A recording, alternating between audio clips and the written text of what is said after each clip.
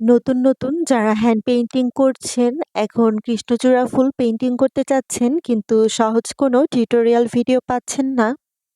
আজকের এই ভিডিওটা কিন্তু তাদের জন্য। আজকে আমি আপনাদের সাথে খুবই সহজ পদ্ধতিতে কৃষ্ণচূড়া ফুলের পেইন্টিং টিউটোরিয়াল শেয়ার করতে যাচ্ছি। আর আমার এই জন্য যা লাগছে সবকিছু নিয়ে বসে গিয়েছি। এই যে কালারগুলো দেখতে পাচ্ছেন এগুলো কিন্তু ফ্যাব্রিক কালার, রেডি অ্যাক্রামিন কালার। তোমরা যারা পেইন্টিং শুরু করবেন বা কোনো ফুল পেইন্টিং করতে যাচ্ছেন তারা এই রেডি অ্যাক্রামিন কালারগুলো দিয়েই কিন্তু পেইন্টিং শুরু করে দিতে পারেন। এটাই আপনাদের জন্য ইজি হবে।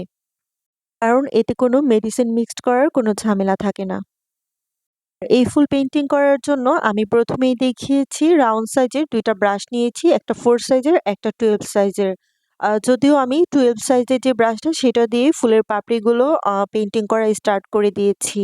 আর শেষের দিকে কিন্তু আমার 0 সাইজের ব্রাশটাও লাগবে।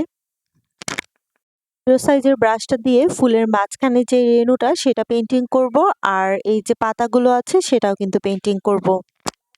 ঘরে থাকা একটা টুকরা কাপড় নিয়েছি, সেটার মধ্যে প্রথমে পেন্সিল দিয়ে কৃষ্ণচূড়া ফুল সম্পূর্ণটা এঁকে নিয়েছি। দেখেই বুঝতে পারছেন এটা একটা টুকরা কাপড় যেটাতে আমি পেইন্টিং করা স্টার্ট করে দিয়েছি। প্রথমে একটা ফুলের সম্পূর্ণ পাপড়ি আপনাদের সাথে পেইন্টিং করে দেখালাম। এখন দেখতেই পারছেন আমি কিন্তু পেন্সিল দিয়ে যে ফুলটা এঁকে নিয়েছি সেগুলো প্রথমে আন্ডারলাইন করে নিচ্ছি। তারপরে প্রতিটা পাপড়িতে সেম ভাবে পেইন্টিংটা করে নিচ্ছি। আর এই ফুল পেইন্টিং করার জন্য প্রথমে সম্পূর্ণ পাপড়িগুলোতে আমি রেড কালার ব্যবহার করছি, তারপরে আরো কয়েকটা শেড ব্যবহার করব। আসলে কালার শেডিং করতে পারলে কিন্তু ফুল বা যেকোনো পাতা একটু রিয়েলিস্টিক মনে হয় আর দেখতেও কিন্তু ভালো লাগে। নতুনরা যারা পেইন্টিং করবেন, যেকোনো ফুল পেইন্টিং করার আগেই কিন্তু আপনারা প্রথমে পেন্সিল দিয়ে ফুলটা এঁকে নিবেন, তারপরে কালার দিয়ে পেইন্টিংটা স্টার্ট করে দিবেন। আসলে হ্যান্ড পেইন্টিং এর ক্ষেত্রে আপনি যতটা প্র্যাকটিস করবেন আপনার কাজটা ততটাই পারফেক্ট হবে। এখন পর্যন্ত কিন্তু আমি প্রতিটা কাজ প্র্যাকটিস করছি এবং শিখছি। আমি যে কয়টা কাজই করছি আমার কাছে মনে হচ্ছে এটাই আমার প্র্যাকটিস, এটা একটা নতুন কাজ শেখা বা নতুন একটা পেইন্টিং শেখা। কারণ পেইন্টিং এ কিন্তু অনেক রকম ভ্যারিয়েশন আছে। আপনি এই যে একটা ফুল পেইন্টিং করছেন এটা দেখে করবেন। তারপরে দেখা যাবে কৃষ্ণচূড়া ফুলেরই আরো কয়েকটা ধরন আপনি নিজে থেকেই তৈরি করে ফেলতে পারবেন বা পেইন্টিং করে ফেলতে পারবেন। আশা করছি আপনাদেরকে বিষয়টা বোঝাতে পেরেছি।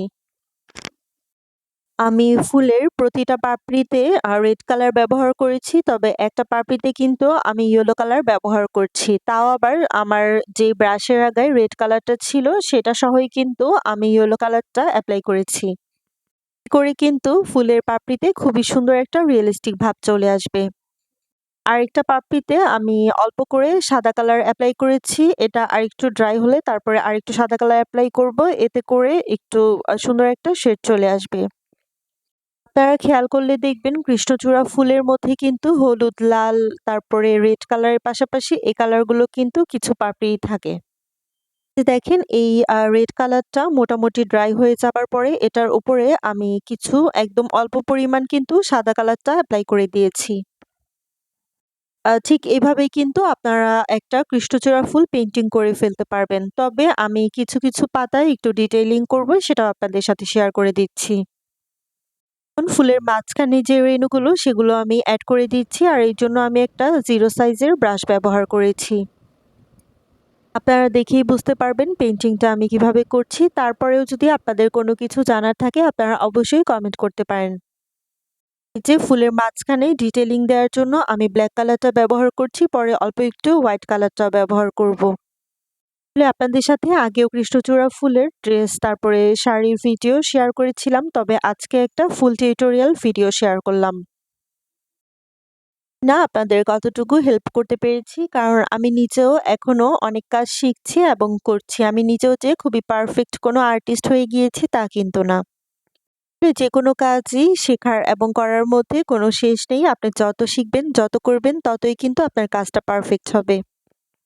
এখন আমি ফুলের ২ টা কলি এড করে দিয়েছিলাম। সেটার মধ্যেও কিন্তু রেড এবং ইয়েলো কালার দিয়ে খুব সুন্দরভাবে শেড করে দিয়েছি। এখন আমি ২ সাইডে কিছু পাতা এড করে দিব। আর কৃষ্ণচূড়া ফুলের এই পাতাগুলো পেইন্টিং করতে কিন্তু অনেক বেশি সময় চলে যায়। একটা ভিডিও আপনাদের সাথে স্পিড বাড়িয়ে হয়তোবা বেশি হলে ৫-৬ মিনিটের মধ্যে দেখানো হয়, তবে একটা কাজ করতে গেলে কিন্তু অনেকটা টাইম চলে যায়। যেমন এই পাতাগুলো পেইন্টিং করতে মোটামুটি অনেকটাই সময় চলে গিয়েছে।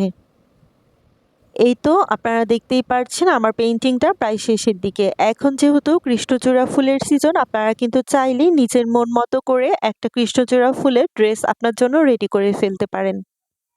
কৃষ্ণচূড়া ফুলের এই টিউটোরিয়াল ভিডিওটা আপনাদের কাছে একটু হলেও হেল্পফুল মনে হলে আপনারা অবশ্যই আমার চ্যানেলটি সাবস্ক্রাইব করে দিবেন এবং নতুন নতুন ভিডিও দেখার জন্য রং ছায়ার সাথেই থাকবেন।